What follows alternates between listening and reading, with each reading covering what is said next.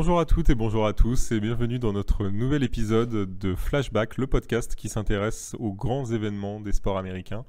Aujourd'hui, on va surtout se focaliser sur le Super Bowl et on va vous faire découvrir l'histoire d'une des deux franchises de la finale, les Los Angeles Rams.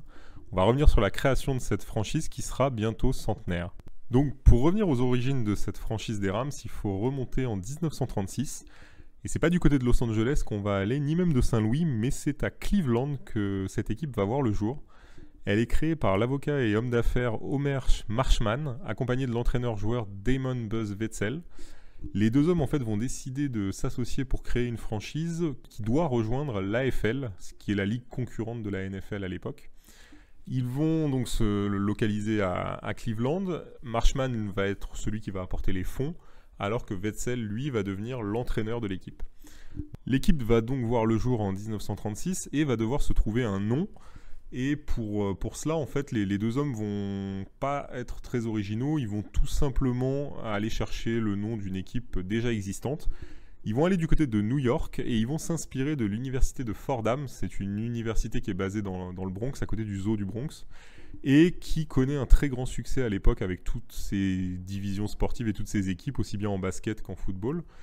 Elle a eu l'occasion d'avoir des joueurs comme Vince Lombardi, qui sera plus tard le coach des Packers.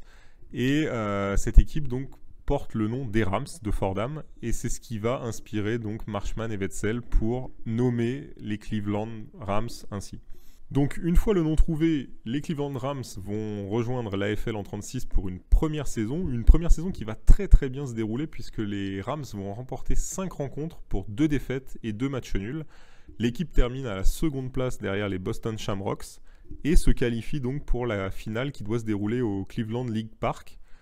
Malheureusement, cette finale n'aura jamais lieu puisque les Boston Shamrocks vont être victimes en fait d'une grève de leurs joueurs après avoir eu des impayés au niveau des salaires.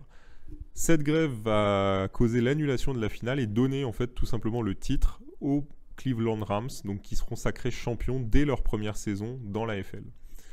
Les Rams ne vont pas rester très longtemps dans ce championnat puisqu'en fait l'AFL est très mal gérée.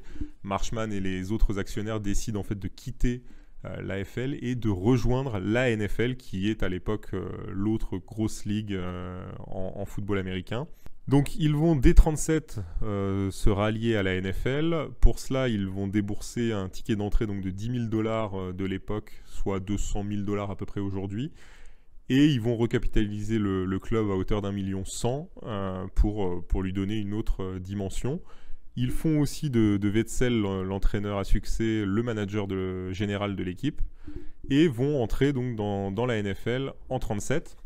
Alors, les débuts en NFL vont être beaucoup plus compliqués que ce qu'ils ont connu en AFL. Les équipes sont d'un autre niveau et ils vont avoir une première saison qui va être très difficile avec une seule victoire pour 10 défaites. Le club devra attendre 1945 avant de réaliser une première saison au bilan positif. Et quelle saison, puisque cette année sera synonyme en fait de titre pour les Rams. Ils remporteront le championnat face aux Redskins sur le score de 15-14. La franchise décidera de déménager dès l'année suivante. Elle prendra la direction de Los Angeles où elle restera jusqu'en 1995. Elle effectuera un passage d'à peu près une vingtaine d'années du côté de Saint-Louis avant de revenir en 2016 pour être la franchise que l'on connaît aujourd'hui, les Los Angeles Rams. Merci à tous et on se retrouve dès demain pour un nouvel épisode de Flashback. Cette fois, on s'intéressera à l'histoire de l'autre franchise de ce Super Bowl, les Cincinnati Bengals.